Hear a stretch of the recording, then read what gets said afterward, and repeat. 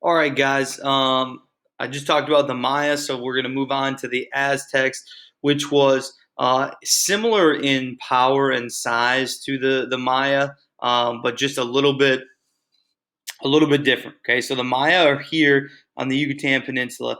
The Aztecs come about, not too far from the Maya, and at the same time. Okay, and they set up here, and it too is it rivals the Maya in terms of power and pride and prestige and how big it was. Excuse me. At this time. Okay, so the Aztecs, a little bit later, I guess, than the Maya. After the Toltecs come in and upset the Maya, that the Aztecs are a little bit after that too, and they um, exist from 1,100 CE to the mid 1500 CE. So 400 years or so, not quite as extensive as the Maya, but at its height, it is pretty powerful as well.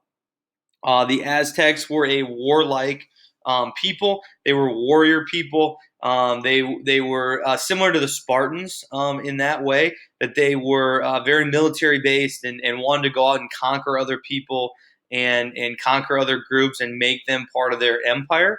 And they ruled by fear. This was a similar to the Maya in the sense that they ruled by fear, meaning that you did not want to go against the leaders or the government or anybody for fear that you would be killed. If you spoke out against the government, you'd be jailed and killed, or you'd be used as part of human sacrifice or something like that. Because again, the people thought that if they sacrificed someone that was against them to the gods, it would make the gods happy because you're puring society. A little bit of a messed up view, but that's how they did it. They ruled truly by fear, and that caused people not to want to stray. Similar, again, to Hammurabi's code and how an eye for an eye, and if you did this, you might get your hand chopped off or whatever. That's truly ruling by fear, and so people don't want to stray from um, being good and doing the right thing because they're afraid of what might happen to them. Their capital was Tenochtitlan, uh, the most famous of cities, uh, probably the most famous of ancient cities. Okay, in terms of what we know about it now, the riches that Tenochtitlan had, the palaces that it had, the structures that it had, are second to none in any civilization prior to what we know now as the modern world. Okay, it's a very impressive place. Again, the Aztecs are similar to the Spartans in terms of they are a very military based society. They take a lot of pride in the military. People join the military from a young age. They are trained to be soldiers, that sort of thing. And their economy, similar to the Mayas, is farming and then extensive markets. So Tenochtitlan was a big part of that. But um, having markets where people could bring their items to sell was a big part of how the Aztec Empire made money. Okay, this would be an example of a market. Okay, I know it's kind of a blurry picture, but you can see that it's in a major city with massive temples and structures like this. Generally, a ruler of some sort would be at the top, maybe the governor of that city or the leader of that city. You can see kind of the square here. You've got a market here and a market here, a couple markets back here, and this is kind of how you enter. But this would be flooded with people normally selling things and buying things. See kind of some market shops or whatever lined up there. The body of water that surrounds this as an extra little thing of beauty for these people and also transportation. But these markets were again extensive. There were tons of shops and people bringing their things to sell, and it was a huge part of their economy. Um, and kind of a similar, kind of the first style of modern trading or modern mercantilism or economy of people bringing their stuff to a central market, almost like a farmer's market, except for it's not just crops, it's jewels and those sorts of things and buying them. Okay. So some accomplishments of the Aztec Empire. Again, a lot of accomplishments similar to that of the Maya. Okay. They began to make metal and construct things out of metal. Um, they were very crafty and made little crafts to sell at those markets. Okay, that's a big piece of it. Making little crafts that people wear or can sell. They too had calendars. Not quite as influential as the Mayan calendar, but they still had calendars. They took some things about math and kind of pushed those forward. They had what are called chinampas, which were floating gardens that were used for farming.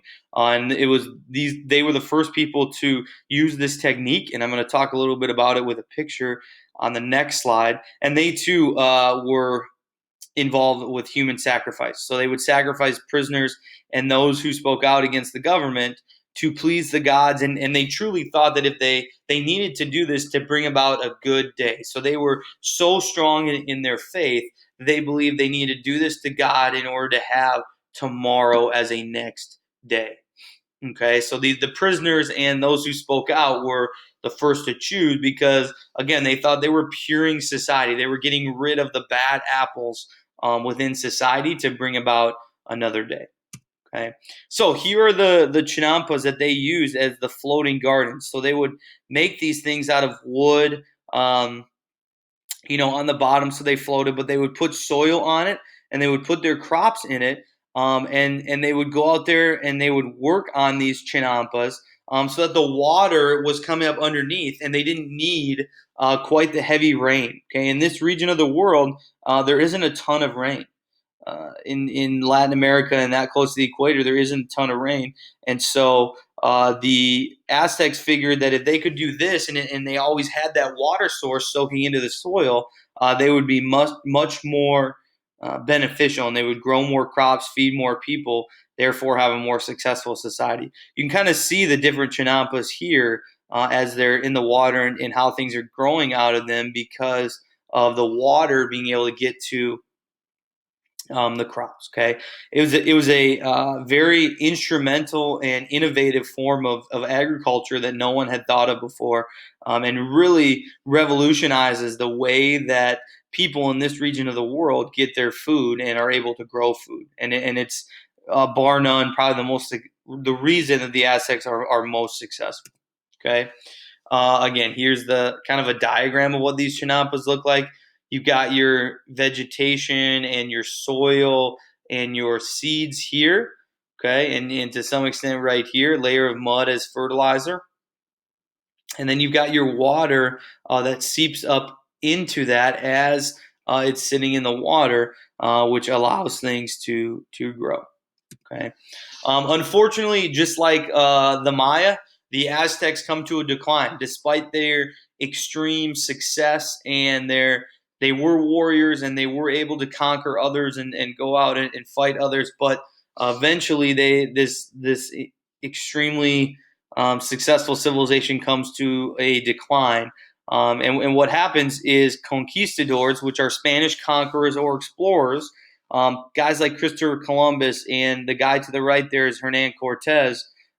They begin to explore for their countries, and what happens is when they get to here, and you probably heard this before, but when they get to Latin America or they get to Mesoamerica, they have immunity to some infectious diseases that have never been introduced to this part of the world. Mesoamerica was largely isolated from everybody else. Europe and Africa and Asia, they at this time you can't just fly to get here. You've got to take a boat, and most people didn't really know that this continent even existed. We know that when Columbus landed, he thought he had reached India, and that was not true at all. So they didn't even really know that these existed. So when they bring over this immunity, they still have the diseases, and they spread it to the people, and this kills millions at this time, probably thousands or even millions of people. This smallpox does, and it devastates the Aztec Empire more than any gun or weapon could. These infectious diseases just wipe them out in large numbers, and Tenochtitlan cannot recover. And the Spanish are able to weaken them with the disease, and then the ones that do not die, they enslave because they're more powerful, and they end up capturing the capital city, and Spain will take over the Aztecs, and they will never be able to recover. Okay, so that's it for the Aztec Empire. Your next video will be about Inca. Have a great day.